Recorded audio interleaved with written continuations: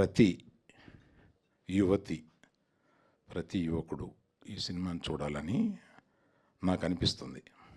ఇది ఎన్ని జోక్స్ ఉన్నాయి, ఎన్ని పాటలు ఉన్నాయి, ఎంత ఎంటర్టైన్మెంట్ ఉంది, అలా చూడడానికి లేదు ఈ సినిమాని.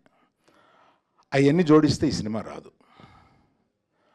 అలా చూడకుండా మన అక్క, మన చెల్లి, మన పిన్ని, ఇలాగా ఇంట్లో ఉన్నవాళ్ళు, ఆడవాళ్ళు, వాళ్ళ మనసుల్లో ఏముంటాయి, ఏ కోరికలు ఉంటాయి అంటే ఈ సినిమాని గర్ల్ ఫ్రెండ్ కాకుండా ఇంకో టైటిల్ ఏదైనా చెప్పమనంటే నీ జీవితం అంతా నేనే అని మగవాడు అనుకున్నా, ఆడది అనుకున్నా, నీ జీవితం అంతా నేనే అనేది వాళ్ళ మనసుల్లో ఏముంటుంది, వాళ్ళ మనసుల్లో ఎలా ఉంటుంది అనేది అతి సున్నితంగా చెప్పిన ఈ సినిమా అతి ఘాటుగా లాస్ట్కి వచ్చి లెగిసేటప్పుడు